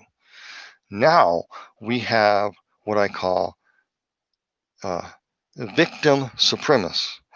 Everybody's been victimized by life, but very few people actually become victim supremacists. In fact, supremacy is taught through the news media, the educational system, and by the poverty pimps in the projects that they made, always promising the people there all kinds of freebies, but never delivering. I could say some of the things my buddies used to tell me. I'm still waiting for my acre and my mule. I haven't got my acre, I haven't got my mule yet. There all kinds of comments. We laugh about it, carry on about it. Uh, and so I can never see why people want to keep voting for donkeys and why people want to keep voting for rhinos. I just don't get it. A former slave-holding party, the Democratic Party, the Donkey Party, keeping people in projects down on the plantation, telling you who to vote for or to get a freebie, creates a victim supremacy mindset. No other way to put it. Well, since I was severely beaten, I could have had that same victim supremacist mindset. I didn't, because I interacted with these people. Man, we had all kinds of people of all kinds of races. We had Italians, we had Greeks. Italians and Greeks didn't get along with each other. I mean, we had we had every color of the rainbow there. I mean, just colors of people there. Where I grew up. I go up to across the highway to Jefferson Village, or everybody lived together, and we lived fine. We got along great. We played with each other as kids, and I met friends and stuff, and we had fun together. Sort of like reminded me of the old 30s show, whatever it was called, Little Rascals. It was on the movie theater there. And you got along, didn't think anything about race.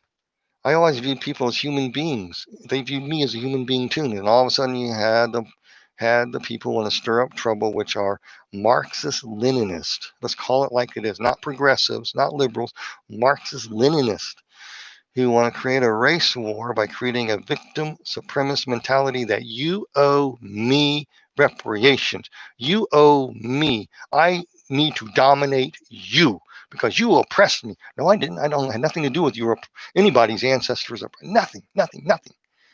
I was an innocent kid in the school of color getting the crap beat out of me to a concussion level, publicly humiliated, and I'm told that I gotta make reparations, and I'm an evil person because I'm this skin color.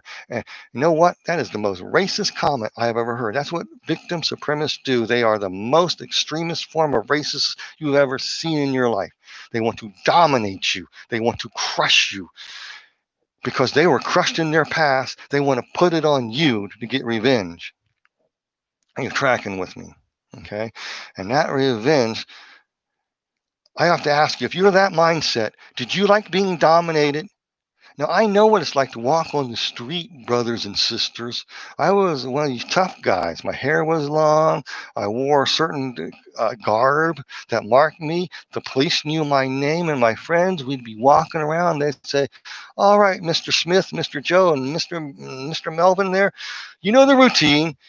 Hands up, bend the squad car, spread your legs, and they search you. And if you don't say sir and very nice to them, they could plant a bag of dope on you and bust you. I know what harassment's like. I was harassed. I was in a car with my friends. I was in the back seat. We had no marijuana in the car. We were actually looking to buy some at that time when I was running around as a heathen. And so there was none. If we had it, everybody would be smoked up. Everybody was stone sober. We're driving around trying to find, the elusive drug search, a friend who had a friend who knows an uncle who has a cousin who knows somebody who had a phone call the other day over here. You can find it, that type of thing. The police pulled us over.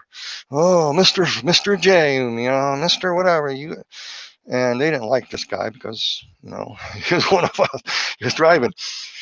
And so they get out of the car. Again, I was in the middle seat, and as I get out of the car, I saw a police officer put a bag of dope in the glove box. So they searched the car, found this dope, busted my friend who had nothing to do with it. I couldn't say anything. I get my head stoved in by the police if I did. So don't tell me just because I might have white privilege or something. You are nuts. You don't know what it's like to walk in another man's shoe, and by forgiveness, you learn to forgive because everybody's been through stuff. Everybody's been treated unfairly somehow, some or another. So get off your victim supremacist mentality. I don't like to be dominated, and you don't like to be dominated. It's best that we forgive each other and move on and treat each other as human beings and hold no grudges. And now, they're taking a principle of forgiveness. The victim supremacists are making white people get on their knees and apologize, putting chains around their neck, making them apologize. But they never want to apologize to you for dominating you or the crimes they commit to you. Never. Yeah, they're bad police. I've been around enough. I also know that the vast majority of the police officers and law enforcement are halfway decent human beings. In fact, they are very decent, upright, but you get the bad apples. And I'm glad that they got the bad apples in Minneapolis, but that's not the reflection of the whole police department. The part of the scenario planning hack attack was create social disorder and a war against the police and the military in order to bring these vigilante groups to govern in their cities. We're hearing that at least 5 cities in the United States. Those of you looking on in the world, it's not that bad in different parts of the country. But the majority of people do not live in these big cities, okay, where this stuff is happening. But during Marxist Leninism, they took over in Russia in 1917, 18, and 19. They took over the major city complexes, then moved into the suburbs, moved into the rural countries, and took them over and killed anybody who opposed them. That's how they think. They use this stuff to make the victim supremacist, make the rich versus the poor, divide everybody. get them throwing at each other, then they can take over. And if you want social justice, then when they take over, they'll give you the jackboot and they will kill you. I have friends who escaped from Russia, from Poland during the height of the Cold War, from communism. I know what I'm talking about, what they told me. So I'm just saying, you have victim supremacists. They're not victims. They are victim supremacists, and they want to dominate you and control you. And they're back to being controlled by Marxist, Leninist. You call them progressives? No. You call them poverty pimps? Yes. And they want to keep racism alive instead of treating people like a human being. So if you want to get on your knee and ask for somebody's forgiveness for crimes you never committed, that person also who wants that needs to get on his knees before you and ask for your forgiveness for the crimes of his people against you. Every race needs to do that with each other. If you really want to get somewhere, and then actually forgive with fruit to your forgiveness and treat each other as a human being. That's the Christian response. Forgiveness, love, compassion, and fight the social injustice of victim supremacy, even at the point of dying, to prove that these people are not noble and as tolerant as they are. We have Jesus Christ, who came to earth and who was the one that was victimized by victim supremacy. 2. He wept in the garden, wanted his cup running to be taken from him, because he knew he was going to be betrayed, mocked, beaten, scourged. All the sins of the world put on by human beings, because according to the law, human beings have to transfer the sin onto the sin sacrifice. All that rage and wanting to be the dominant person. The Pharisees wanted to be the dominant person. It's always about dominance. One race wants to dominate another race. Everyone wants to dominate God. Everyone wants to dominate, to feel important significance. Then they die and it goes away and they're held responsible, go to hell. What can I say? But I'm just saying, so the victim supremacist attitude here is about domination. And the way to crack it is what Jesus did on the cross. Father, forgive them. They know not what they do. Lord, I can't wake them up. Wake them up at the point of my death if necessary. And that's what the cross is about, waking us up to how we treat each other, ask for forgiveness and mercy from God so we can learn to forgive others and treat each other as human beings. That's the Christian response. Okay.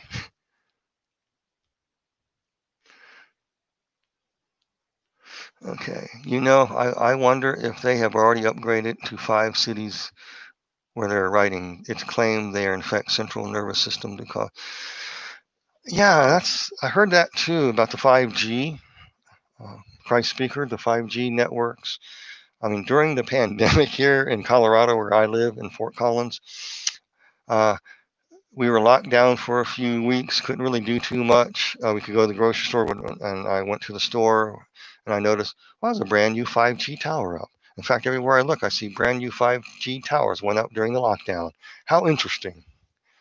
So I'm thinking that the 5G is kicking in and messing up frequencies of our computer, our downloading, our streams, our everything, phones, iPads, tablets, whatever, are all being messed up by this. So yeah, and I think it's possible. I can't prove it. I mean, it's a debate goes either way. Depends, I guess, you listen to. But yeah, it could mess up your frequency in these cities. They use the 5G. Yeah, it's an interesting point. Very interesting.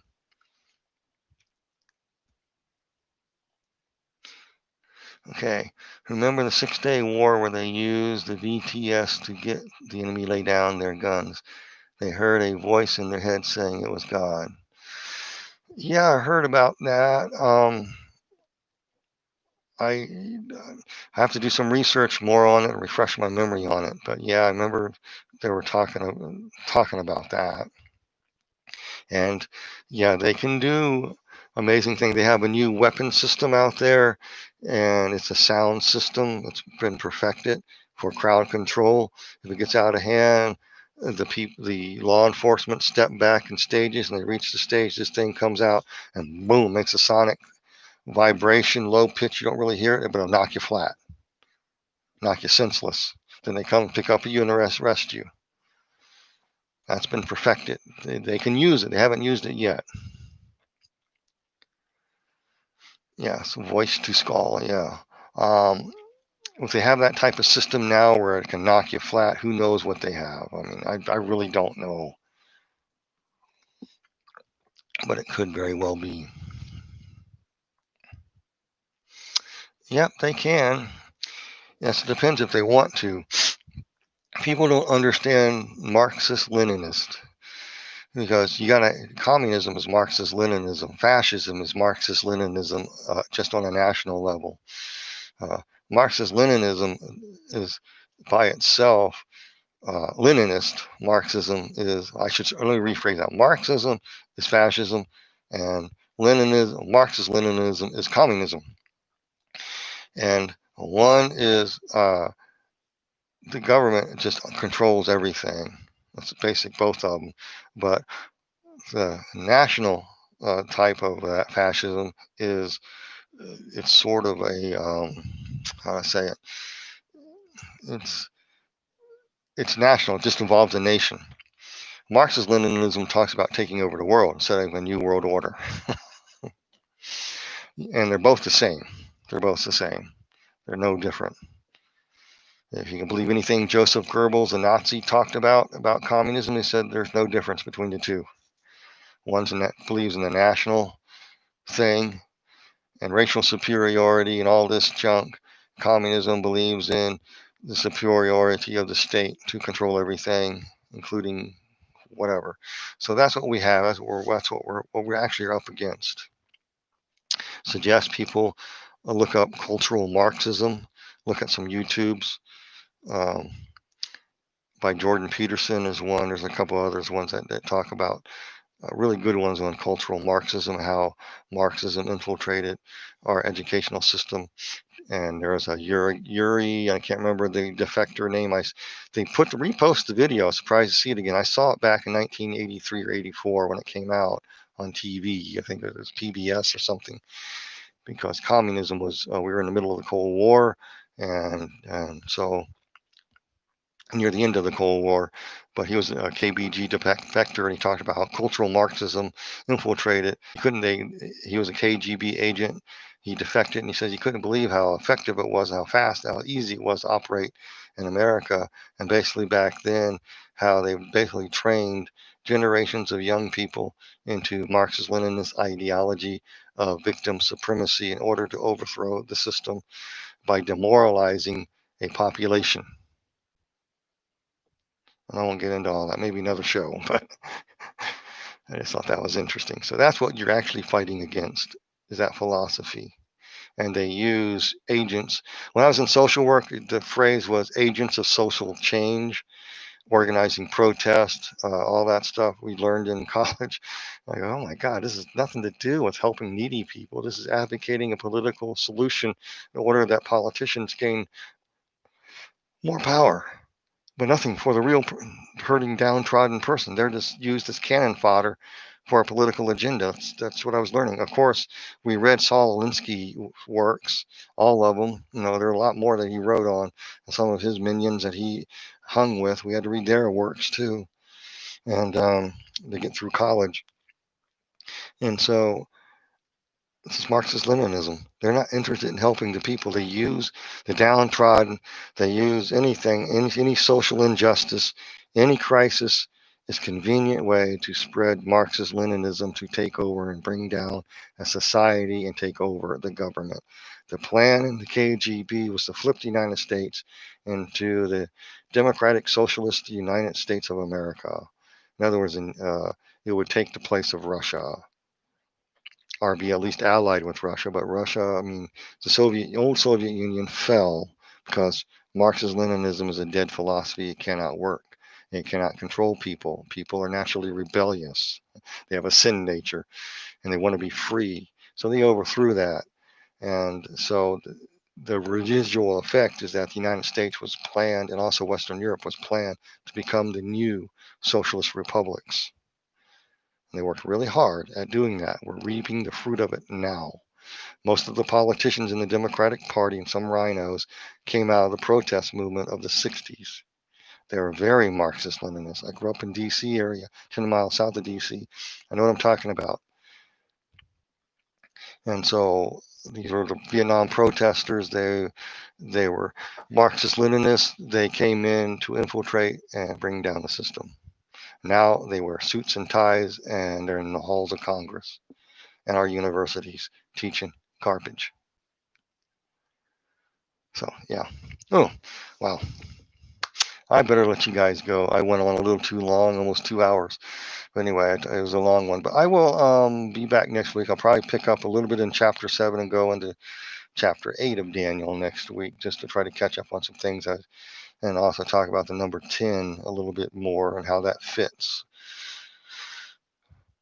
what Irish Slave talked about, and put those meanings to the definition of 10 in what I just said. You'll see something. You'll see this pattern. I didn't have time to get into that. I appreciate Irish there telling me about that. So also, for those of you who are going to be watching these videos on the Daily Renegade 2.0, because this will be in the future posted there after I recorded it on the show, just for your benefit as well. Just know that this is a pre-recorded show. Okay, might be online. Hopefully I'll be online when it plays, and I can type the responses to you. Well, God bless you all. But right now you're watching it live. And if you're on YouTube, you're on YouTube. You'll watch it live on Facebook. It's streaming live right now. So I just thank you all, and glad you all came. I know that more viewers will come.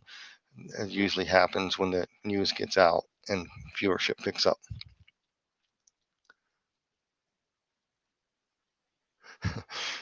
Let's see.